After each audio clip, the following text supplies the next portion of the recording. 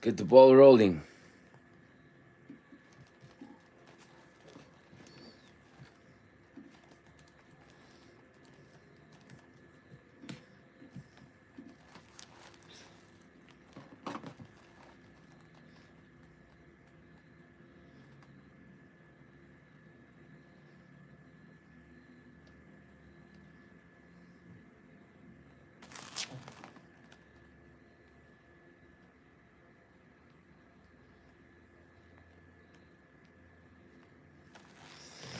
Ayan na.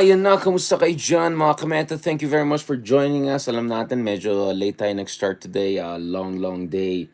Medyo nag-jogging, medyo duty here and there. And then night walk tayo ng konti kanina. Ang ganda ng moonlight. Mukhang almost full moon ngayon. So, maraming salamat again for everyone, to everyone na sumali sa ating kagabi almost until midnight.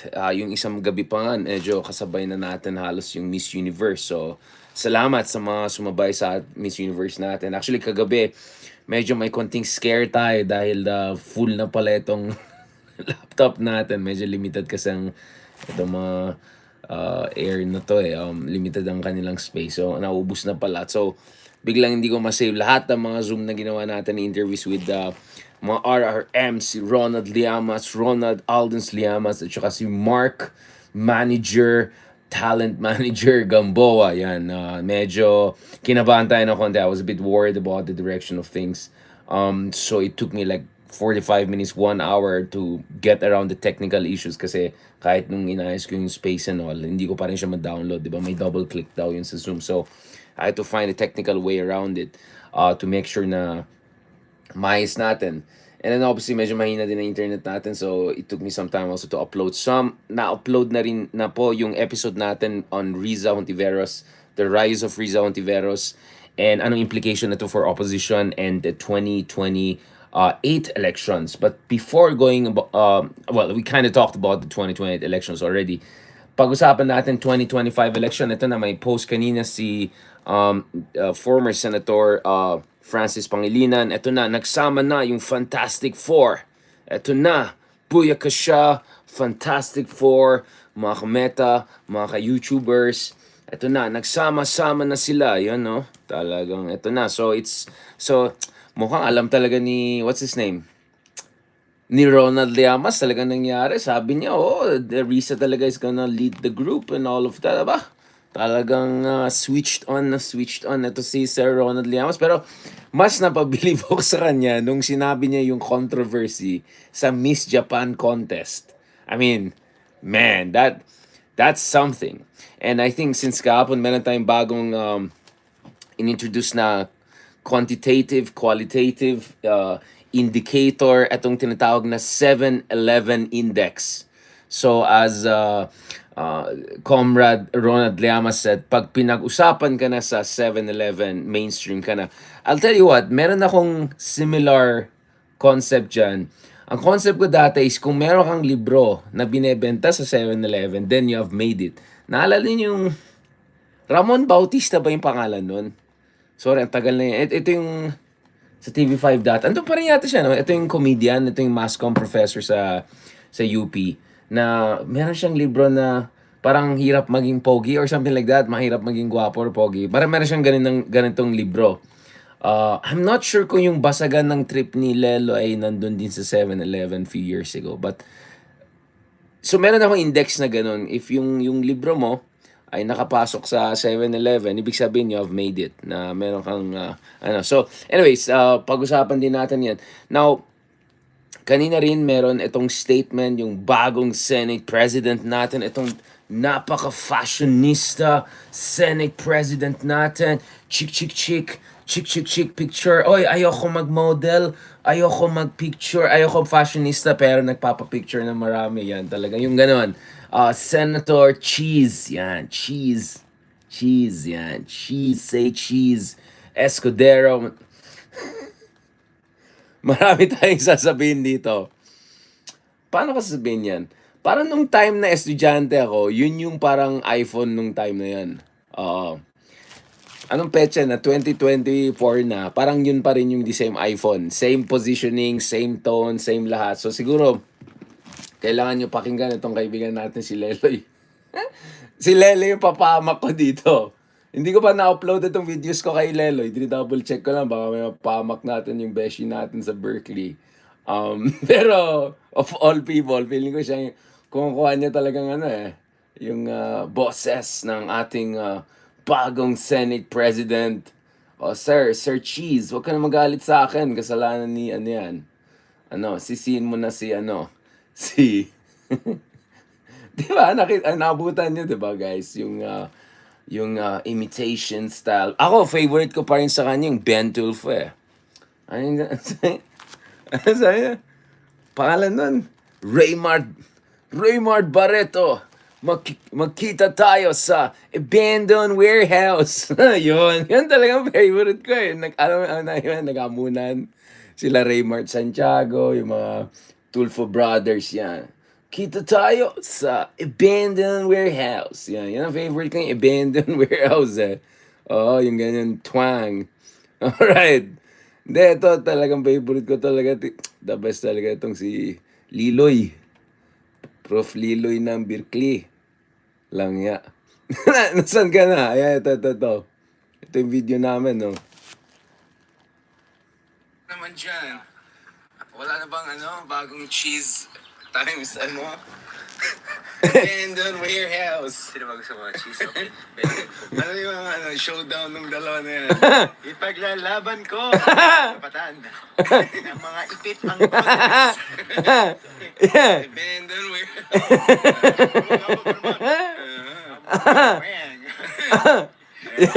Tulfo versus cheese. Yan, Tulfo versus cheese, favorite ka. Shucks, di ko pa na-upload to, guys. Edit ko pa to. Ulitin natin, ha? What's up, brother? What's up, brother? Yan. Kamusta ka naman dyan? Wala na bang bagong cheese times abandoned warehouse? Sino ba gusto mo? Cheese? Ano yung showdown ng dalawa na yan? Yeah. Ipaglalaban ko. Yan! Kapatan. Senate President din. Wag mo boses.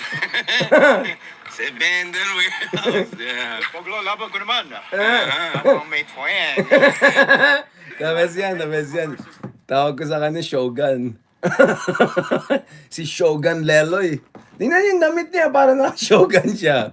Edit ko pa to kasi yung mga ka-abandoned warehouse, mga kasimpleng tao. Problema kasi, ang taas nung nakuha kong, yung byte rate niya, ang taas, hindi ko siya ma-convert, kaya hirap na hirap ako i-edit ito. O nga, tawagin natin si Prof. Mamaya, i-send ko tong copy nito. Sabi ko, lagot ka, Senate President na yan. Si Ben Tulfo, di ko alam kung tatakbo yan. Pero ito, na yan?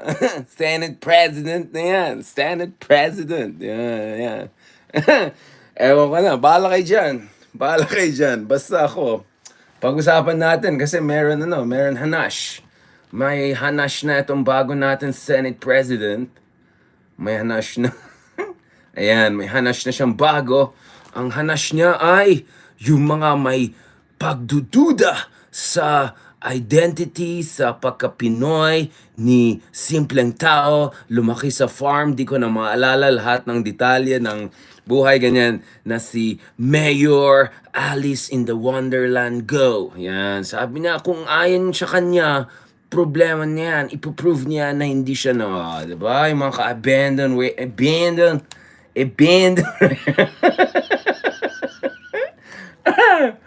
Basta ako, Bato de la Rosa pa rin ako. I mean, man, yung kagabi, may nagtanong yung mga kapitbahay dito, pinagtatawanan mo kagabi, meron yan. Sabi ko, hindi pa rin ako makamove on dun sa reaction ni Zubiri, dun sa ginawa sa kanya ni Pato. Yung ito nangyari. Yung grabe daw, Grabe yung ginawa ni Bato, nagpahagag pa. Tapos sa dulo rin, boboto rin laban sa'yo. Ayan, si Alice, Mamaya na natin yan, si Alice in the Farmally. From From Farmally na PH. Ngayon naman, Farmally. Ayan, Farmally na tayo. Ayan, ang dami talagang, eto si yung reaction talaga ni Subiri talaga yung hindi ko talaga kaya. Sabi niya, I've seen strange things in my life. Yung talagang, alam mo yung mga ano, yung mga police nga, I've seen strange things in my life. But I've never seen something like abandoned where... Dito si Bato, grabe talaga. Sabi talaga, sa lahat ng nakita niya, na General Lu. Grabe naman kayo, guys! Alam mo, malapit na mapalit na itong ano natin, ha? Mapalit na yung category ng ano ko. Tangya. Mawala ng alam, 'di ba ang category ng podcast natin, guys, is ano, politics. Malapit na daw maging comedy na.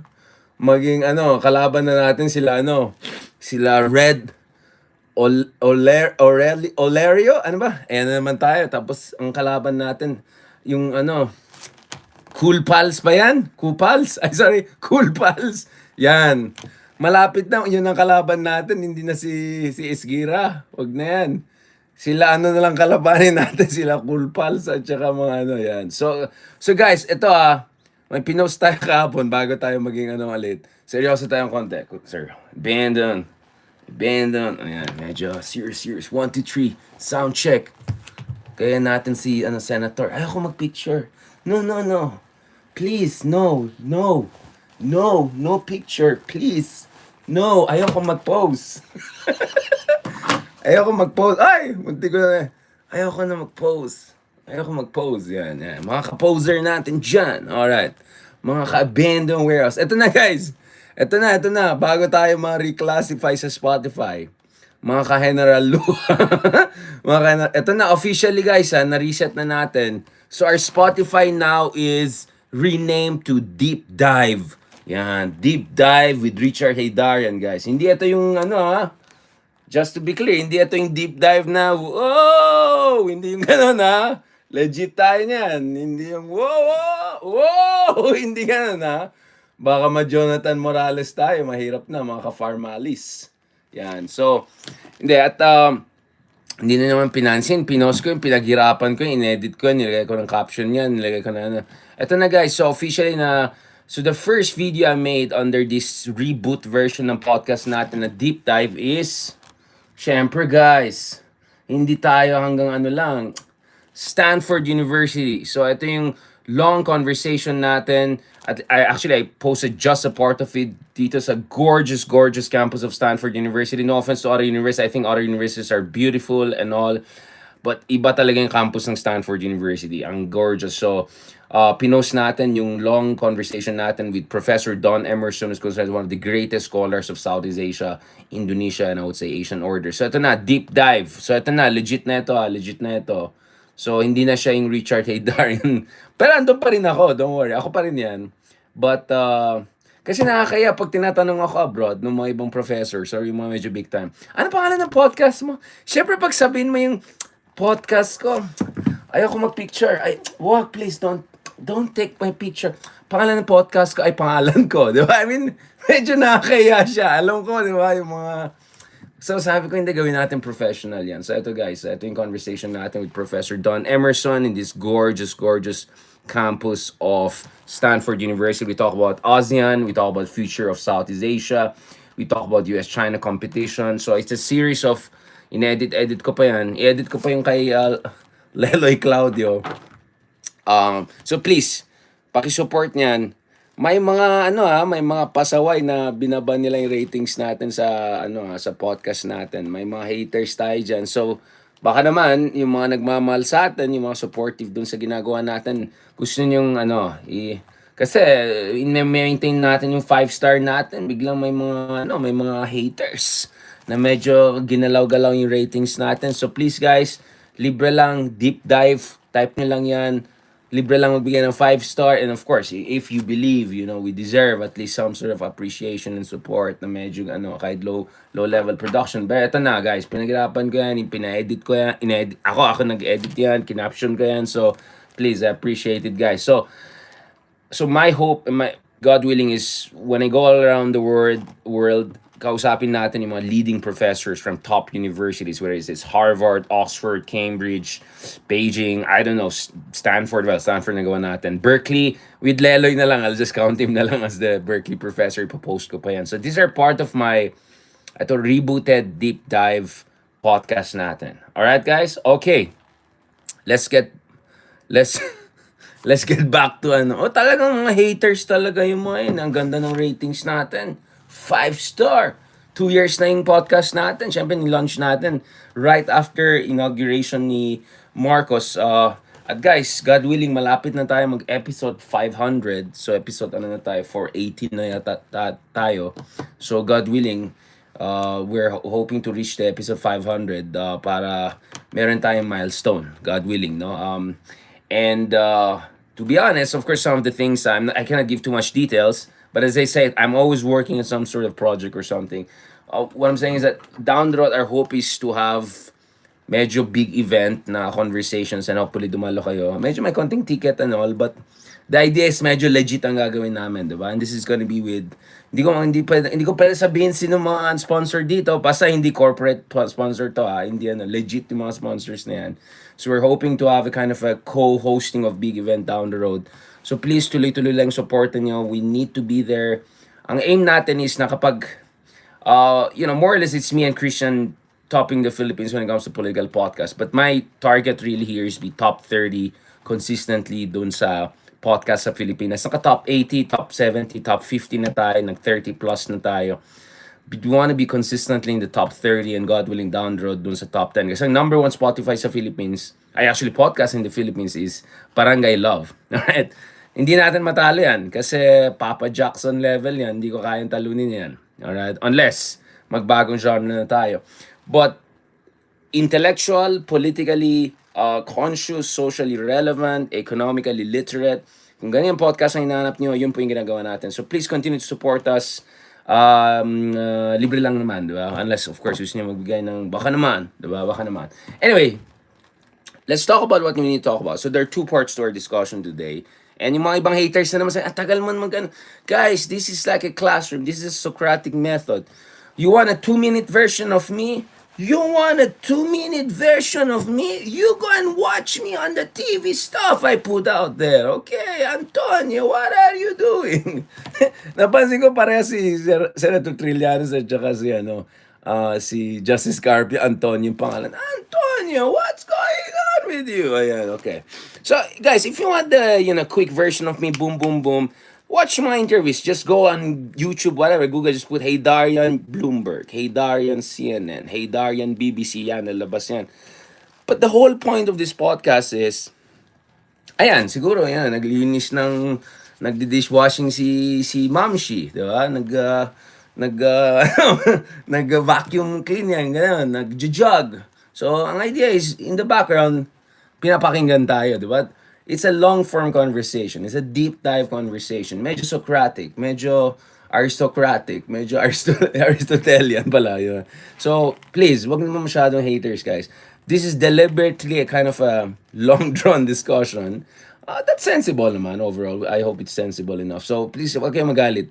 The whole purpose, may mga nagsabi sa akin, ginagamit yung Spotify natin bago matulog. So, I'm not sure I take that as a compliment na pampatulog yung Spotify natin, but I don't know. Baka nakaka-relax pala tayo. Hindi naman bedroom voice yung boses natin, but nakaka-relax naman siguro tayo, di ba? Well, I would take it as a compliment in the sense I know usually ang mga tao ang ginagamit nila pampatulog is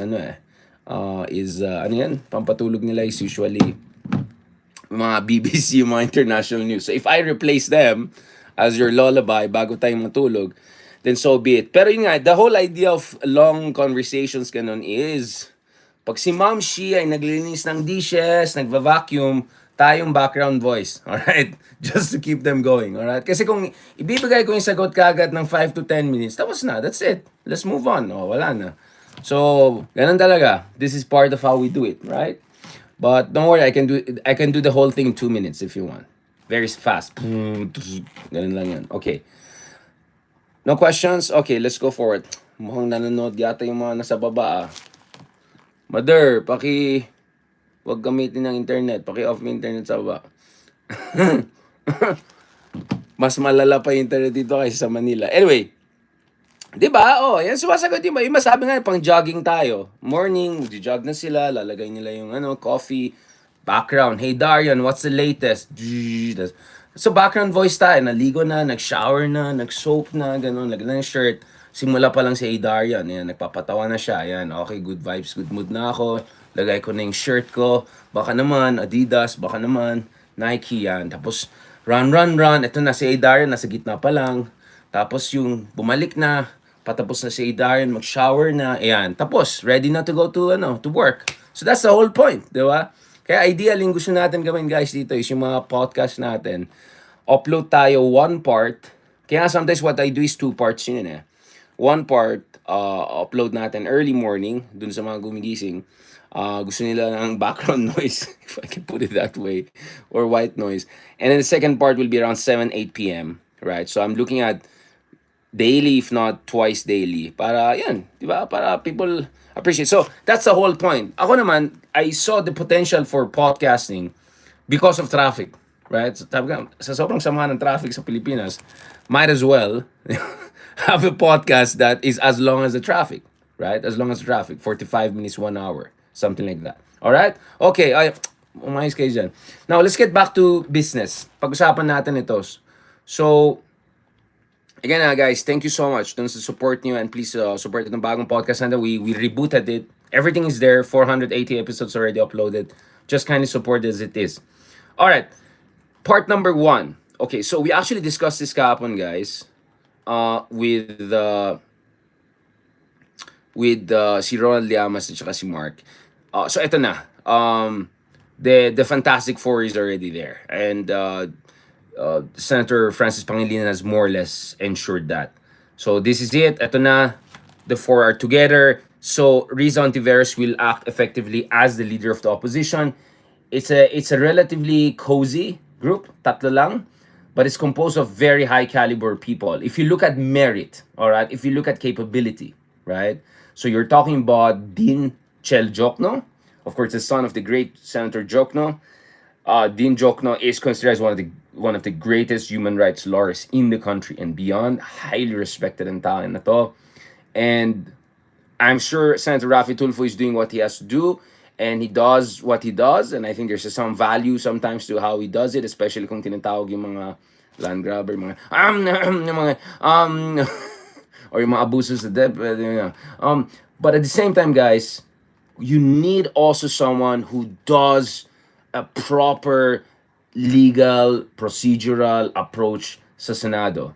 Gusto mo isang kasangga, gusto mo isang tao na lumalaban para sa demokrasya, no?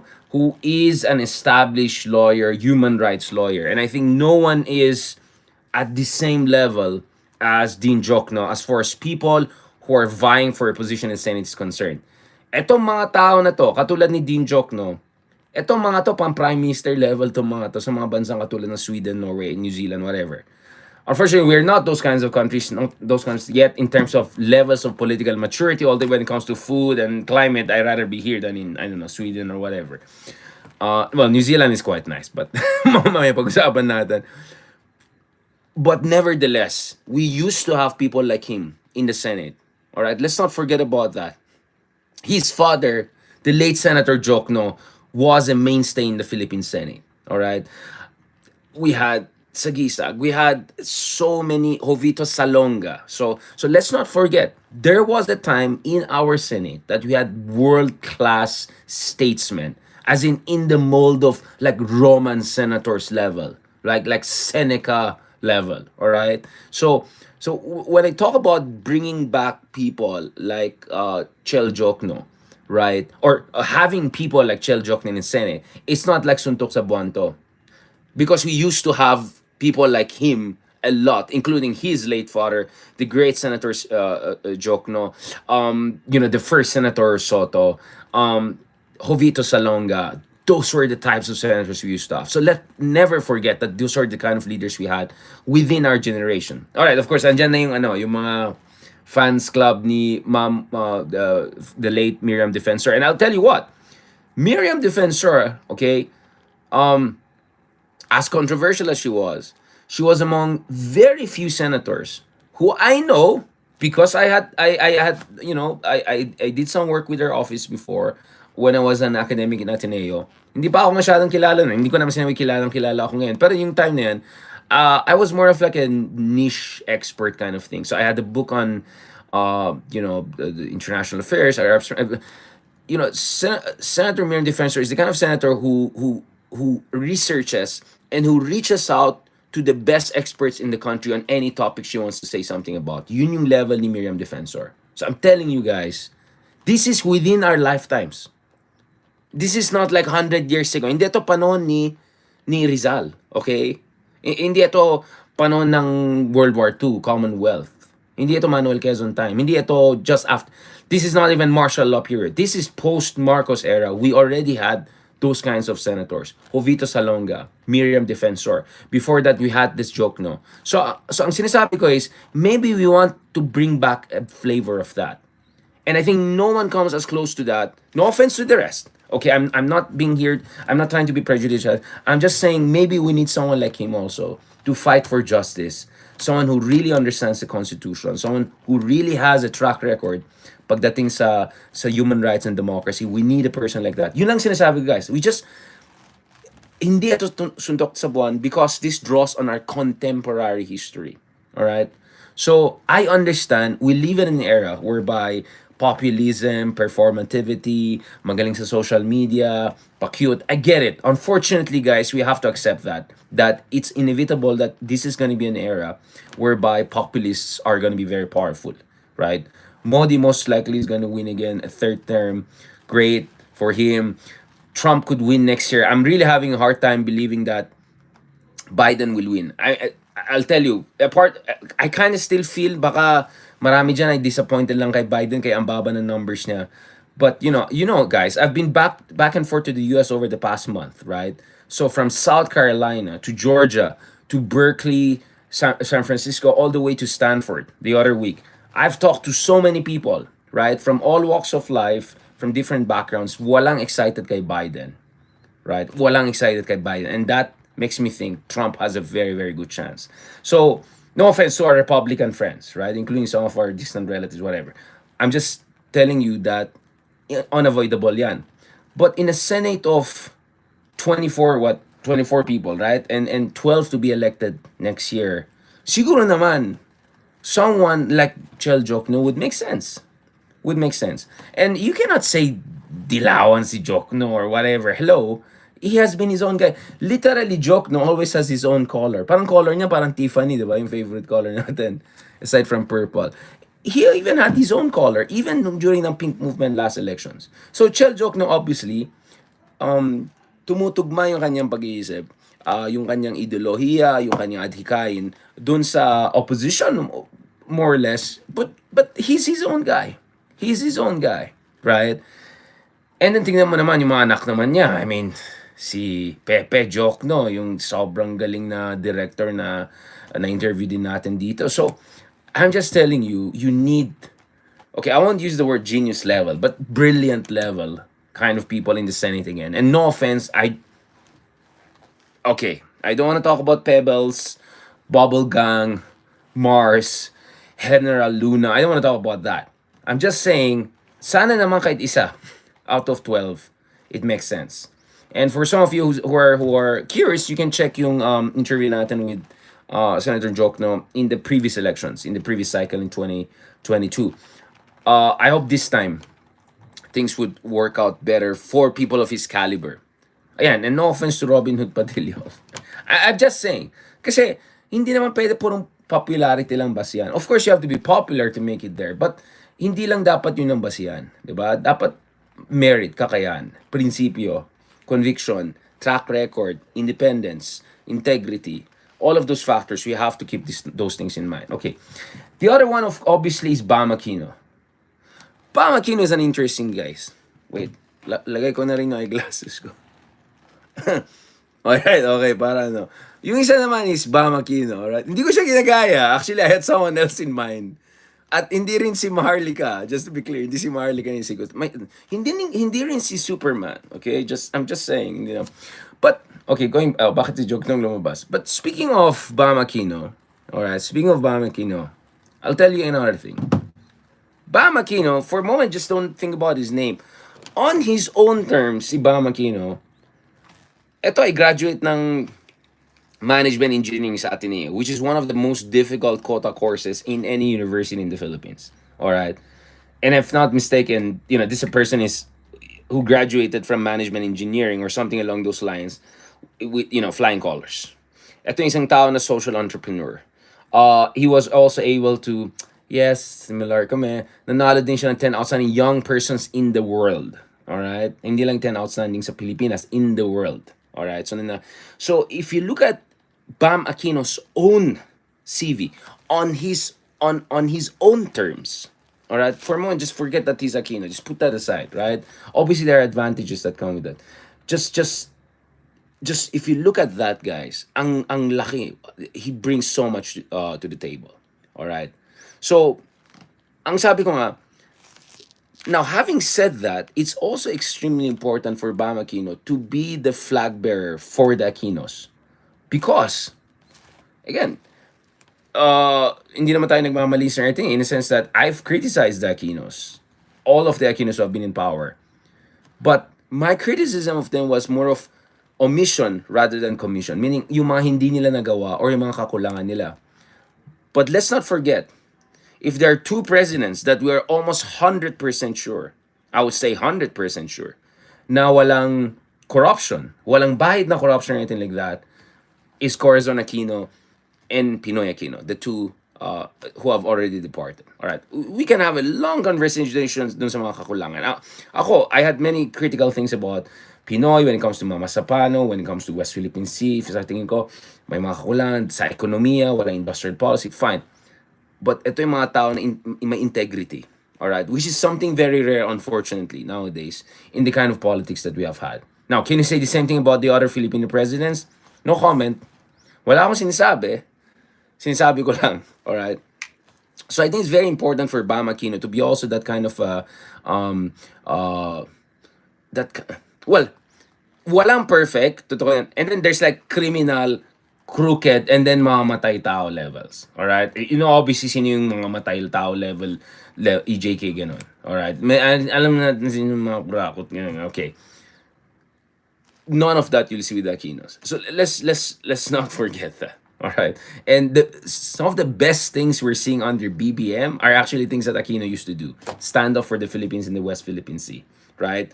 Be statesman and go around the world and do the rounds and do the right thing, right? Speak the right words and the right language on foreign policy and also on economic and investment issues. Literally, some of the cabinet members of Pinoy are in the BBM, including our NEDA secretary, Balisacan, who also we had an interview. You can check my podcast interview with him, right? Although I did that originally for my GMA news program. Non. So, I think it's important for BAM to be the flag bearer for the Aquinos and have, there's no shame in being Aquino at all. Yes, obviously yung 6 years of DDS propaganda, black propaganda, and some legitimate criticism and all, it has had a dent on the Aquino name. That's true. I mean, I'll tell you what, in India, may mga nagbabash kay Gandhi. All right? So if Gandhi, we live in an era whereby Gandhi is bashed because of the influence of right-wing populism and disinformation, then I mean, it's completely understandable that we will see also kind of bashing against liberal icons like Nino, etc. But I think BAM should be unapologetic about it and remind everyone that if there were two presidents who were not corrupt at all, walang bahid na duda dun sa kanilang integrity, and who really did their best even though they were imperfect and there were many things na incomplete, ito yung mga Aquinos. And him as Bam Aquino perhaps has to continue. But my suggestion to Bam Aquino would be is that you have to also fill in the gaps. Kasi feeling ko may mga pagkakulang talaga in terms of the narratives, in terms of pushing back against disinformation, in terms of being relatable and all of that. In fairness, may mga efforts naman si Bam. Like for instance, nakikita ko yung mga, he does TikTok, medyo travel vlog, mga ganon. So, I see the elements there. I'm just saying, kailangan pa i-push ni Bam Aquino yan. But I think the elements are coming together. Basta in short lang, there's nothing to be ashamed of as far as Aquino is concerned. At the same time, you have to accept na medyo as a political brand, it has to have some work done on it, right? And you have to shamelessly remind people of the good things that the Aquinos did na wala dun sa mga ibang presidente. And then look at how you can put a positive, inspiring agenda na hindi katulad nung cancel culture, elitism ng mga dilawan, etc. Alright? From what I understand, Bam Aquino reaches out and listens to smart people. So, including some of my colleagues na, of course, hindi natin pangalanan, but I was able to ask them about Bam Aquino and I heard very, very encouraging things. And then, of course, there's Kiko Pangilinan, who, we don't need any introduction for him. He ran for the vice presidency, got more than 9 million votes for that. He was a long time in the Senate. He was for sometimes seen as the front runner to of the Liberal Party to run for the House office. Ako naman, feeling ko for Bam, his strongest suit would be um sa agriculture. Because I think many people don't know that he had a stint in the Aquino administration as an agriculture senior official. And naintindihan niya yung mga pangailangan ng bansa natin when it comes to very, very basic things like food security, land reform, etc. So he's not your typical lawyer. He's not also your typical statesman. He's someone who has administrative experience at the highest levels. But I'll add another thing. Kiko Pangilinan is actually in person is quite charismatic. Medyo matangkat pala siya. Oh, okay. Meron yun eh. And he has also media savvy. This person used to work, I think, radio and media, etc. before he became senator. So the elements are there. It's just that he has to freshen it up a little bit and tweak it and emphasize also yung grassroots part niya. And then, as I said, with all of these three senators, the challenge will be the cool factor element. Cool, hindi pa cool. The two are they're totally opposite. Pa cool is the enemy of cool, right? So I think what we had in the past is the problem na nagpapakool yung iba and it just backfired. All right. So ang sinasabi ko dito is wag kayong wag kayong magpanggap ng being something that you're not. So kung nag-aral ka sa elite universities, whatever, abroad ganun, wag kayong magpanggap na lumaki lang kayo sa farm na simpleng tao kayo. No, wag kayong pagpanggap na simpleng tao kayo kasi kung hindi naman talaga kayo simpleng tao, di ba? Nag-aaral kayo mabuti, napunta sa ganyan. Okay, medyo may privileged background. There's nothing wrong with that. But remind people that your privileged background made you realize that you have to give back. So that's a very important thing. Now, let's go to Risa Hontiveros. We'll have obviously more conversations about this one by one. At least I gave you guys some big picture understanding of where I see Jokno, Bam, and Kiko Pangilinan's positioning could be para gumana, or at least it has a better chance. Now, going to Risa Hontiveros, katulad ng pinag-usapan namin kahapon, I think this is an excellent moment for Risa Hontiveros, knock on wood. I think she has proven back-to-back from the Kiboloy all the way to from Kiboloy all the way to the to wala na sa na, sorry, long day. From Kiboloy to etong Mayor Go hearings, that I think she reminded everyone of her mettle of leadership, the kind of caliber of leadership she brings to table. I think she's really, really on a good momentum. Sobrang ganda ng momentum niya. But I also agree na she's not there yet. And I think there are a lot of things that she has to still work on, including her relationship with the media, including her positioning, kasi hindi dapat lecture-ish. I'm telling as someone was being a university professor, lecturer, etc., right? Now, when you deal with media and people, dapat hindi lecture mode. It's very important na nagpapatawa ka. I mean, so I don't know, may mga haters yan, hey, corny mo, ganyan. But you guys don't understand. You have to have some humor here. You have to be a little bit kenkoy, a little bit relatable. That's very important, particularly in our political culture. Now, some of you may have watched my talks, abroad. Iba yung humor ko doon. So a humor in front of a British audience, my humor would be more of dry witty humor, right? In front of Americans, I will have a different humor. In front of Asians, Japanese, Singaporeans, I'll have a different kind of humor. Australians, obviously the same. And then Pinoy, different humor ko. So, siguro Pinoy, Latino, whatever, I'll have the same style of humor, right? So, you have to adjust to that audience. It's very important. It's very, very important. So, I think there's something that can be done there in terms of Putting some so kaya nga sabi ko, yung yung sarcastic mga sinasabi ni Risa Hontiveros, yung parang happy mom she days, siguraduhin niya lang parang kunyari something along the siguraduhin niya na na maayos yung yung birth certificate ng anak niya or something like that. So patama yun kay di ba? Kay Mayor Go, di ba? Yung ganon, that was funny, that was good. That was funny, that was good. Right? So the thing kasi, obviously, Senator Rizon Tiveros is a progressive, and all. Ang kuto pa lang sa Pilipinas is I think we're not medyo hindi natin gusto masyadong super politically correct and all of that. Medyo woke. So I think it's important for to come off as principled and progressive but not woke, right? That's very important. Among her own crowd, okay lang maging woke, whatever. But the Philippine political audience, hindi pwede maging woke. You have to be a little bit naughty, a little bit walk on, you know what I'm talking about, right? And at the same time, respectful and inclusive and all of that. Sa tingin ko kaya yan. You see with me, I'm very politically correct, right? And it's because I do believe in sensitivity and all of that to different communities and all of that. At the same time, alam ko rin hindi pwedeng seryoso ka lang all the time. Na parati kang medyo woke ang dating mo. So I think that is something that she can a little bit work on. But nevertheless, the momentum is there.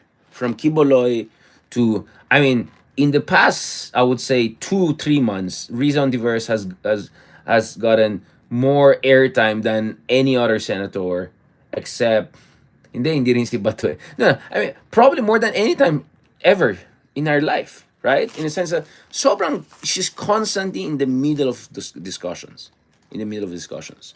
Right? Pero yun lang, because I'm from media also, some friends are honest with me and they'll say, Richard, yun nga, medyo parang lecture-ish ang dating niya, ganyan, di ba? So there should be some work done around that. Medyo a little bit humor, a little bit more relatability, medyo kalog, medyo, yun nga, I think sometimes too serious si Risa eh.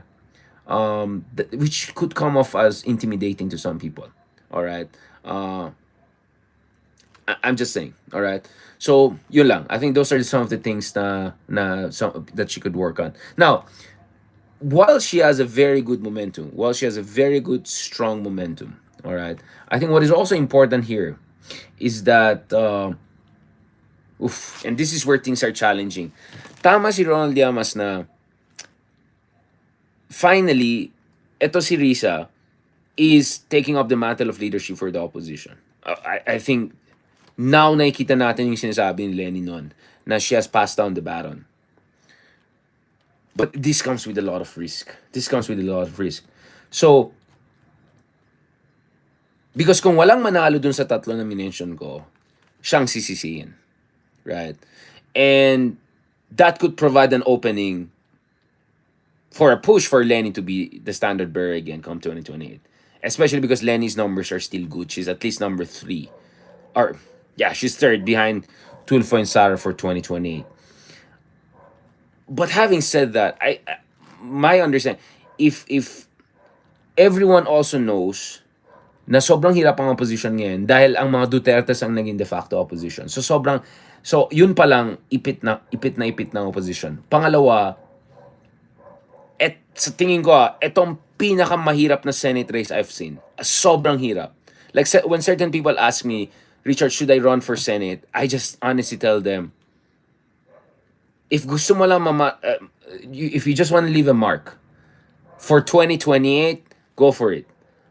But if you're gonna go all in for 2025, sobrang hirap tong elections na to. This is, ang daming re-electionists.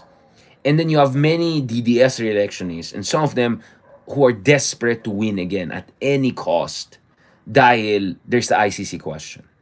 Right? Even if, of course, being a senator doesn't give you immunity from ICC.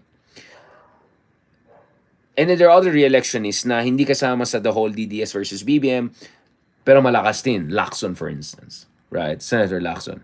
But even Senator Lacson, hirap siya sa mga surveys if makita mo. And then there are others, celebrity ones, who have a good chance of winning. And ito yung mga, okay, Tito Boy Soto. Tito Boy Soto. Wala na. Di ko na, mamaya, bukas na lang si Escudero. Napagod na ako. Tito Soto. Uh, and then, my goodness, two Tulfos. Not one, but two Tulfos. Not Rafi, Erwin and Ben. Diba? And then, meron ka pang Pacquiao. Alright. Although, of course, due respect to Erwin, si Erwin, congressman na siya ngayon at nag-DSW secretary. But Ben is still, kind of like a celebrity journalist. And Ben the warehouse, if ever he runs. And then you have Isko Moreno. Alright. So, ang hirap nito eh. Sobrang hirap tong Senate race na to. And it's also possible someone like Gibo Chodoro will use yung pagka-DND secretary niya as a platform to run for Senate. So, and then meron kang yung mga Harry Roque types and all of that. So, ang hirap na tong Senate race na to. So, eto na, she has already made a decision. She's gonna run for this. So, I think ang challenge for Risa is to make sure that even if wala sa tatlong yan manalo, they put up a very good fight. And more importantly, they remind everyone that whatever they succeed at getting, even if it were not enough to put them in the Magic 12, I'm not saying they're not going to be Magic. I'm just saying sobrang hirap tong race na to. And then not to mention baka tumakbo pa si Baste or whatever, one of the Dutertes, if not the father. They have to remind everyone that this was about fighting the good fight, right? So win or lose, dapat winner pa rin ng labas. And the idea is that the 2025 elections, ito yung green shoots, ito yung fundasyon para sa mas malakas at mas comprehensive challenge from the real opposition come 2028. So, in as much as, I mean, for me, it's like in sports, diba? You're a great coach. You take over a team na medyo battered, medyo nahirapan, may glory days, medyo behind, but wants to come back. So the idea is that even if you don't make it top 3 or 4, this like Premier League, kunyari Chelsea, you took over Chelsea, used to be a great team, but not so great. Number 10, 12 na. If you even can bring it to number 5 or 6, which by the way happened this year, even if hindi siya top 4, right? You bring it to 5 to 6, you still can get some credit for that, right? And if 1, 2, 3, 4, then ibang usapan yan. So, I think that would be the challenge for the Risa Hontiveros camp to, on one hand, to say it's possible na at least 1 or 2 makapasok out of 3 dito, considering the merits and the legacy that they have had. Bam Aquino and Francis Pangilinan, not to mention, of course, Jokno also coming in the picture. But at the same, remind people how hard this race is. So that hindi gagamitin later on ito to question her leadership. Kasi I'm sure may mga tao sa opposition na gusto pa rin nila si Lenny or ayaw nila kay Risa for whatever reason, right? So yun yung magiging challenge coming these elections. Alright guys, nakita niyo medyo pagod na ako. Mamaya na si Escudero and all of that, napatagal yung mga introduction natin. Gawin na lang natin yan bukas, God willing. But for today, I just felt it's important to talk about the opposition. And I think each of these candidates bring a lot to the table. So eye on the ball, 2025 elections, but also this is about 2028. And I think this is a question of whether Risa Hontiveros can sustain the strong momentum that she has generated over the past 3-4 months, not out of being pa-cute or pebbles or bubble gang, but because of the merit of her leadership and stateswomanship. On that note, thank you very much. God bless and talk to you soon. So thanks again, guys. Please support itong rebooted Spotify natin at saka yung mga pinapost natin. Starting with, of course, yung long conversation natin with Professor Emerson from Stanford University, yung long walk natin sa Stanford University. We're hoping to have more of R&R and RRM, etc. in person also, katulad ng ginawa natin, illustrated edition. So please continue to support us. And thank you sa lahat ng mga support nyo. That enabled us, to make sure na unti-unti natin i-improve ang quality ng itong ginagawa. At least medyo maayos na yung lighting, medyo maayos ng konti na, may konting lighting here, medyo may IKEA ng konti here, medyo may Ace Hardware ng dito, medyo may basic gadgets na tayo, no? So unti-unti ko din i-develop itong production level. Hindi tayo kasing high level ng mga ibang colleagues natin, mga kabilang channels, ganun. But we bring content and hopefully we'll bring more informed to this. And that's all because of your support. Because honestly, guys, as makulit and whatever as I am, minsan nakakadismaya, di ba? Like, you feel you have a lot to say, and then parang 10 tao lang nanood, something like that, di ba? Or, although, I mean, I've spoken in front of tens of thousands of people. I've also spoken in terms of like two or three people sometimes. And minsan, you want to have more of the former than the latter, right? So if not for your support, guys, to be honest, in every sense of the word, may mga times na napapaisip ka na, ano, may saysay ba tong ginagawa natin? May nakikinig ba sa atin? Baka sinasayang ko lang oras ko. Doon na lang ako sa mundo ko, di ba? Which is think tanks, policy makers, academe, whatever. So thanks to you guys, tuloy-tuloy itong inspiration natin to reach out to the public and be the kind of public educator that we hope to be. So on that note, thank you very much guys, and please continue to support us. Subscribe dito sa Facebook, subscribe dyan sa YouTube. Tuloy-tuloy lang itong momentum sana natin, God willing. And not to mention, of course, dun sa mga podcast, Spotify and Apple Podcast. Libre lang. Please lang, medyo may mga haters na nag-ano dyan. Medyo bawian natin ng mga yan, alright? It's just a click. Just one nice click, hopefully. Alright? If you believe that we deserve it, right? Again, I know, there's a lot that we can still improve here in terms of production, in terms of, I know. I'm completely aware of that. Pero unti-unti lang natin na to. Alright? Okay? On that note, thank you very much. God bless and talk to you soon. Talk to you soon, guys. Thank you very much. Maraming salamat. The FB account is Richard Foron the Haydarian. Okay, Richard Haydarian. Basta lagyan nyo lang Haydarian Facebook, my name is gonna come out. So, thank you very much. God bless. Talk to you guys.